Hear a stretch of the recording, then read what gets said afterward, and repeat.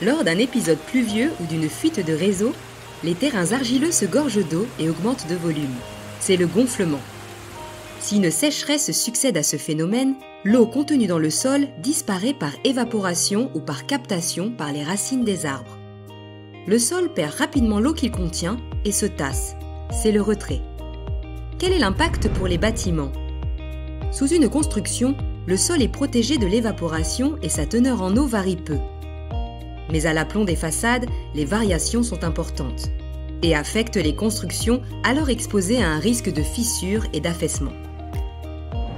Le changement climatique accentue cette alternance de fortes sécheresses et de pluies abondantes. Un risque accru de retrait-gonflement occasionne des désordres massifs et coûteux sur les bâtiments.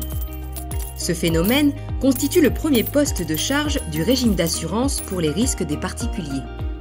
Une accélération du phénomène climatique peut mettre à mal le régime d'indemnisation des catastrophes naturelles.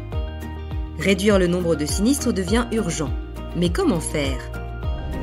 Le BRGM, Service géologique national, dresse une carte du territoire qui délimite toutes les zones à risque et les hiérarchise selon l'importance de l'aléa, faible, moyen ou fort. La loi Elan rend obligatoire la prise en compte du risque de retrait-gonflement pour tous les bâtiments situés dans une zone à risque.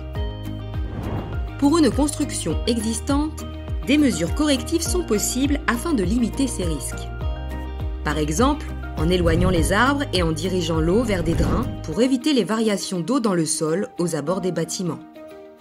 Dévoyer les eaux de ruissellement au-delà de 2 mètres de façade grâce à des membranes de protection ou un dallage périphérique. Consolider les fondations existantes. Dans tous les cas, il faut l'avis d'un géotechnicien. Pour les constructions futures, des mesures préventives sont possibles. Réaliser une étude géotechnique avant la conception et adapter les fondations. Éloigner les plantations d'arbres pour éviter les variations localisées d'humidité.